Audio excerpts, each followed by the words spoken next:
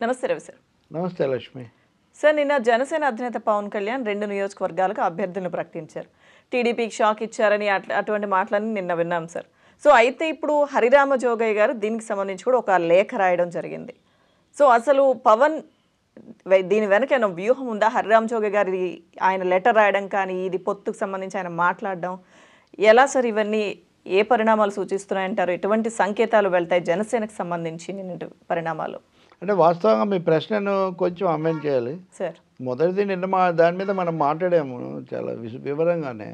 ఆ తర్వాత ఇప్పుడు క్వశ్చన్ ఏంటంటే తెలుగుదేశం మీద ఆయన రియాక్ట్ అయినప్పుడు సార్ తెలుగుదేశం వాళ్ళు ఎలా స్పందించారా లేదా నేను కామెంట్స్ కూడా చెప్పాను. నిజానికి తెలుగుదేశం దీని మీద వాళ్ళు దీని కరెక్షనో లేకపోతే క్లారిఫికేషనో ఏమైనా ఇస్తారో లేదా ఆ బాధ్యత వాళ్ళ మీద ఉంటుందని. నిన్న సాయంత్రం బోండా ఉమేశ్వరరావు లాంటి వాళ్ళు మాట్లాడి ఆ రియాక్షన్ కొంత వచ్చింది. ఇప్పుడు ఈరోజు హరిరామ జోగయ్య లేఖ బయటికి వచ్చింది, కానీ రాసింది మొన్న. దాన్ని ఈరోజు బయటికి తీసుకురావడంలో కూడా అదొక ప్రక్రియ. ఇంకా మూడోది నాగబాబు, ఆ పార్టీ ప్రధాన కార్యదర్శి పవన్ కళ్యాణ్ అన్న మాత్రమే కాక ఆయన ఒక ట్వీట్ పెట్టారు, దాని గురించి నడుస్తుంది. సో ఇవన్నీ చూసినప్పుడు దీనికి ఉన్న రాజకీయమైన వలయం ఏంటి, దీంట్లో ఉన్న రాజకీయ ప్రభావము లేదా రాజకీయ కారణాలు ఏంటనే ఒక సందేహానికి కొంచెం మనకు అర్థమవుతుంది.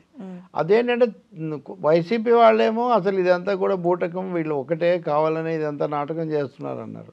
నేనేమో లేదా నాలాంటి వాళ్ళు కాదు, ఎంతో కొంత రియాక్షన్ చూపించాలి కాబట్టి, తన అభిమానులను సంతృప్తి పరచాలి కాబట్టి పవన్ కళ్యాణ్ అలా మాట్లాడి ఉంటారు, తెలుగుదేశం ఎలా స్పందిస్తుందో చూడాలన్నారు. తెలుగుదేశం పార్టీ తనేం స్పందించకపోగా మేము ప్రకటించాము మావి మేము, ఆయన ప్రకటించుకున్నాడు, ఇంకో 4 కూడా ప్రకటిస్తాడు, ఇందులో తప్పేముంది అన్నారు.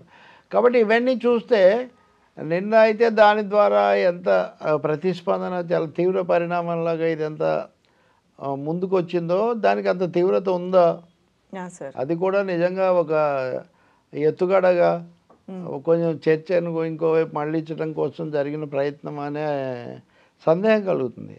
అయితే ఆయన మాట్లాడింది నిజము, మాట్లాడిన దాంట్లో తీవ్రత ఉన్నమాట నిజము. తెలుగుదేశం ఎలా అంటే అలా చేస్తే మేము ఊరుకోము, టేకన్ ఫర్ గ్రాంటెడ్ కాదు అనే ఒక మెసేజ్ ఇవ్వడానికి ప్రయత్నించిన మాట నిజం. కానీ క్లియర్గా మనం గతంలో నేను చెప్పాను అనుకున్న విధంగా ఎన్ని చెప్పినా పొత్తుకైతే కట్టుబడి ఉంటాము, పొత్తు ఉంటేనే జగన్ను ఓడించగలము అనేది ఆయన అన్నిటికంటే ఎక్కువగా స్ట్రెస్ చేసిన విషయం. దీన్నే నేను అత్తారింటి దారేదిలో బ్రహ్మానందంతో వేసే నాటకం ఎపిసోడ్ను చెప్పాను. అందులో బ్రహ్మానందం ఆయన ఆ యాక్టర్, ఆయన గౌతముడు వేసినా ఆయన్నే కొడతారు, ఇంద్రుడు వేసినా ఆయన్నే కొడతారు, ఏది వేసినా కానీ ఆయన్నే కొడతారు. అంటే ఇక్కడ పవన్ కళ్యాణ్ కూడా మిగిలినవన్నీ ఎన్ని మాట్లాడినా కానీ జగన్ను గద్దె దించడం, జగన్ టార్గెట్ అనే లక్ష్యం నుంచి మటుకు ఆయనవి పక్కకు పోవట్లేదు. ఆ పోనంత వరకు తెలుగుదేశాన్ని ఏమి అననంత వరకు వాళ్ళకేమీ అభ్యంతరం లేదు. సో ఇప్పుడు బోండా ఉమేశ్వరరావు మాట్లాడిన దాన్నే మనం ఒక దీనిగా తీసుకునేట్టయితే కనుక వాళ్ళు మేము చెప్పడంలో అసలు ఏమీ ఇబ్బంది ఏం లేదు, అసలేమీ జరగనే లేదు, గజం మిథ్య పలాయన మిథ్య అన్న పద్ధతిలో మాట్లాడారంటే మరి ఇది అంతా నిజంగా కొంత అవగాహనతోనే చేశారా లేదా కావాలని అలాంటి అవసరాన్ని గుర్తించారా? ఇదే కాకుండా ఇంకొక పొలిటికల్ డైమెన్షన్ కూడా నాకు దీంట్లో కనిపిస్తుంది. వ్యూహం కంటే వ్యూహం అంటే ఎదుటి వాళ్ళని ఏదో దెబ్బతీయడానికో ఎదుర్కోవడానికో కదా, కానీ అలా కాకుండా కొన్ని మనకు సంబంధించిన అంశాలు లేదా మన సమస్యలను దాటేసే ఆ అవసరాలు కొన్ని ఉంటాయి. అంటే చెప్పడానికి ఉద్దేశం ఒకటి కనిపిస్తుంది కానీ దాని ద్వారా లక్ష్యం వేరే ఉంటుంది. ఇప్పుడు వైసీపీ అభ్యర్థులను 5 జాబితాలు ప్రకటించి ముఖ్యమంత్రి సభ వీటన్నిటితో వాళ్ళు ముందుకు పోతున్నారు. వాళ్ళలో అనైక్యత లేకపోతే అందరు బయటకు వచ్చారు ఇట్లాంటివి ఎన్ని చెప్పినా కానీ వాళ్ళు they are going forward with a list, ఇన్ఛార్జీల పేర్లు వీటన్నిటితో. కానీ తెలుగుదేశం జనసేన పూర్తి అవగాహన ఉంది, జగన్ ఎదుర్కోవాలి ఇవన్నీ చెప్తున్నప్పటికీ ఇప్పటివరకు వాళ్ళు జాబితాలు ప్రకటించడం కానీ ఒక కంప్లీట్గా ఇదిగో ఉమ్మడి ప్రణాళిక వస్తుంది లేదా ఉమ్మడి జాబితా వస్తుంది ఇవన్నీ చెప్పినా అవేం జరగలేదు. జరగకపోగా ఇప్పుడు ముఖ్యమంత్రి సిద్ధం సభ ఈరోజు దాని గురించి మనం విడిగా మాట్లాడాలి. అది జరుగుతున్నప్పటికే అదే రోజు కొన్ని పేర్లు విడుదల చేస్తారని కూడా మీడియాలో విషయాలు ఇచ్చి, కానీ అది కూడా ఏం జరిగే పరిస్థితి లేదు. కానీ మేమేమి ఖాళీగా లేము, మేము అభ్యర్థులను ఇప్పుడు 2 అభ్యర్థులను తెలుగుదేశం ప్రకటించింది, 2 అభ్యర్థులను జనసేన కూడా ప్రకటించింది, కాబట్టి వీఆర్ ఆన్ ది మూవ్. మేము రంగంలో ఉన్నాము, అభ్యర్థులను ప్రకటించుకుంటున్నాము. ఇలా ప్రకటించుకోవడానికి మాకేం అభ్యంతరం లేదు. ఇంకా ఇంకో 4 జనసేన ప్రకటించినా మాకేం అభ్యంతరం లేదని తమేదో కదలికలో ఉన్నట్టు నడుస్తున్నట్టు ఆ ఇంప్రెషన్ ఇవ్వకపోతే ఓటర్ల ముందు లేకపోతే రాజకీయాల్లో కొంచెం వెనకబడిపోతామేమో అనే ఒక ఆలోచన కూడా దీనికి కారణమై ఉండాలి. వీఆర్ నాట్ సిట్టింగ్ ఐడియల్ అని. అలాగే ఇప్పుడు నాగబాబు ట్వీట్, ఆయనే నేను న్యూటన్ 3 సూత్రాలు అందులో పెట్టారు.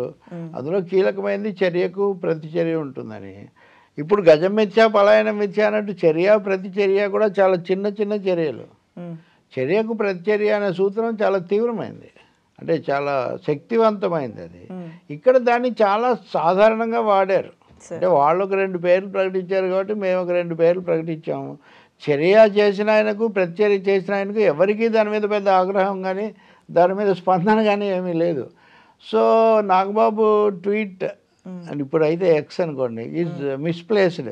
ఈ అకేషన్లో ఏదైనా శక్తివంతంగా స్పందించి ఉంటే, అంటే బంతి గోడకు ఎంత వేగంగా కొడితే అంత వేగంగా వెనక్కి వస్తుంది. వెనక్కు రావటం వచ్చి మళ్ళీ మీకే తగలడం అది ప్రతిచర్య, అంతే కదా. ఆ బంతి ఎలా కొడితే అది అక్కడ పడుతుంది లేకపోతే ఏదో అవుతుంది, అట్లా ప్రతిచర్య ఉంది.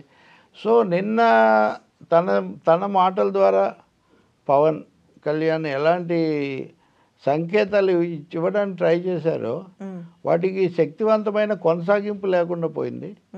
తెలుగుదేశం పార్టీ వాటిని లైట్ తీసుకోవడం ద్వారా వాటి ప్రాధాన్యత మరింత తగ్గించింది అని చెప్పచ్చు. ఓకే, అంటే ఎటువంటి పొరపచ్చాలు లేవు అని చెప్పడానికి వాళ్ళలో వాళ్ళు సర్దుకుపోయినట్టేనా సార్, అంతేనా? మీరు పాజిటివ్ టర్మ్స్లో చెప్తున్నారు సార్.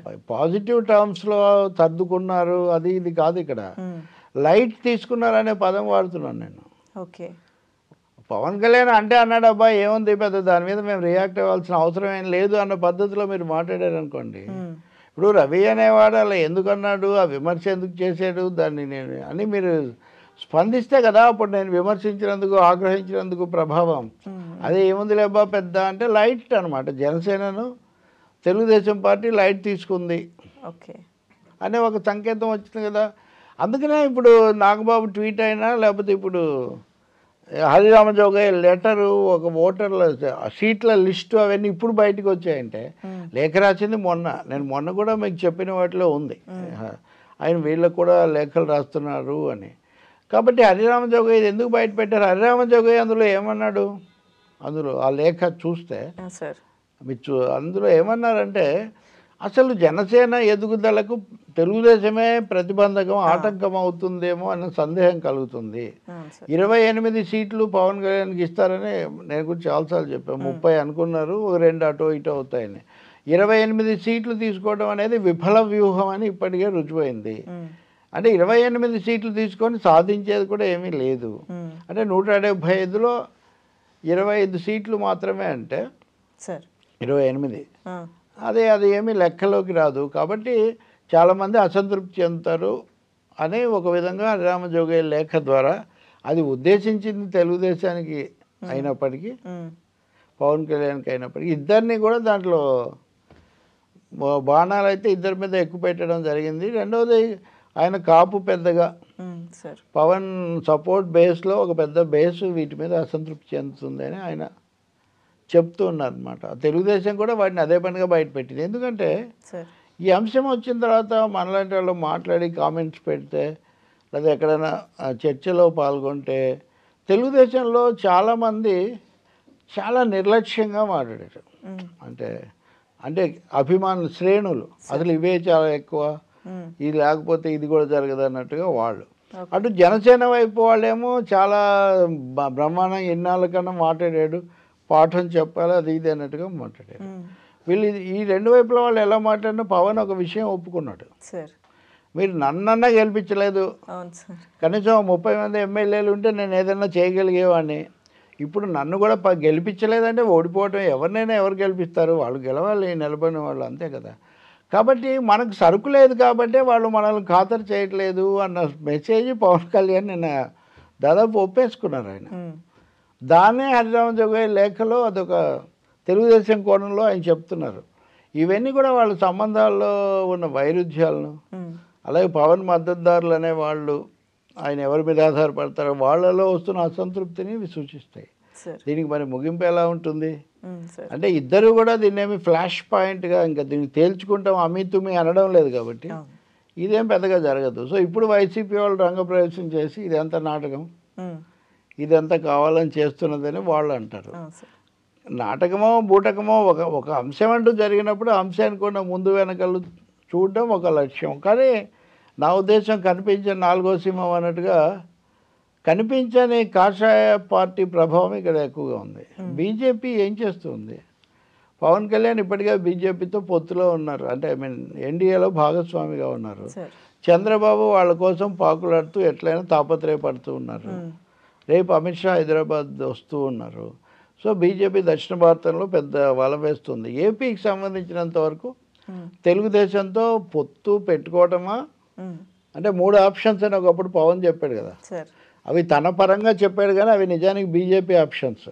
ఆయన చాలా రోజులకి 3 ఆప్షన్ ఒంటరిగా బీజేపీ వెళ్ళటం, బీజేపీ జనసేన కలిసి వెళ్ళటం, జనసేనను తెలుగుదేశం నుంచి లాగి లేకపోతే వాళ్ళిద్దరితో తను కూడా కలవటం. ఈ 3 ఆప్షన్స్లో ఏది ఎక్కువ ప్రయోజనం అనేది బీజేపీ వాళ్ళు చేస్తున్న ఆలోచన. 1-2 రోజుల్లో దీనికి క్లారిటీ అంటారు, మనం క్లారిటీ వచ్చే అవకాశం.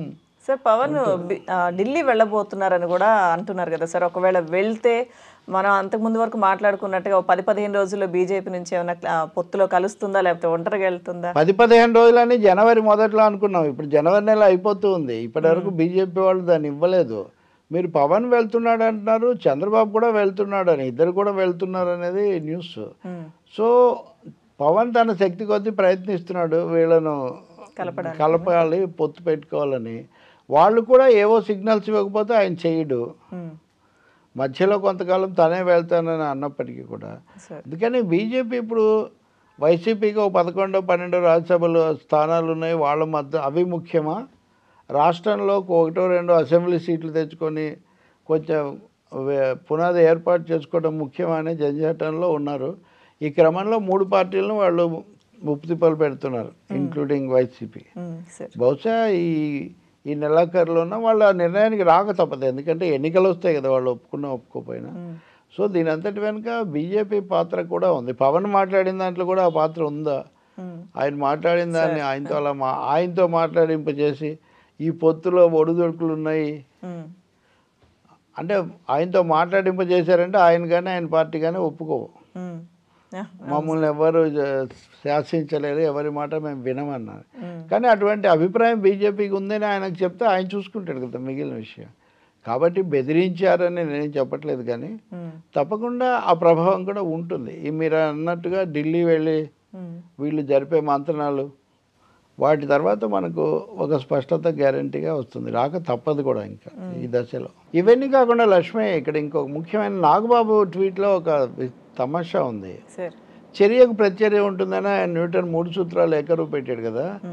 ఇవన్నీ ఆయన నిన్న చేశాడు కాబట్టి నిన్న పవన్ కళ్యాణ్ మాట్లాడిన దానికి వాటిని ఆపాదించుకొని అంతవరకు, కానీ అవి భవిష్యత్తు కూడా వర్తిస్తాయి కదా. అవి వాటిని పాస్ట్ టెన్స్లో చూస్తే పవన్ కళ్యాణ్ నిన్న చేసిన కామెంట్స్కి అది వర్తిస్తుంది. కానీ చర్యకు ప్రతిచర్య ఉంటుంది అంటే తెలుగుదేశం చేసిన వాటికి భవిష్యత్తులో కూడా మేము దానికి ప్రతిచర్య చూపించి ఉండకపోదు అనే ఒక ఇండికేషన్ కూడా దాంట్లో ఉంది.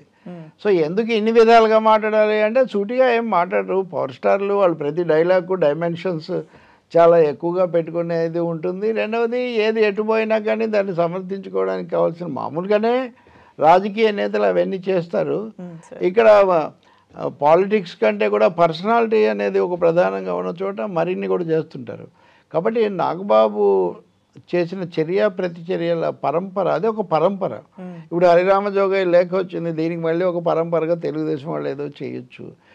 కానీ అల్టిమేట్ అంతిమ చర్య మటుకు అక్కడ దేశ రాజధానిలో నరేంద్ర మోదీ గారి సమక్షంలో వారి కటాక్ష వీక్షణాలతో జరగాల్సిందే. కానీ వీళ్ళు స్వతంత్రంగా ఏదో తీసుకునే పరిస్థితి అయితే మాత్రం ఉండదు. Thank you sir.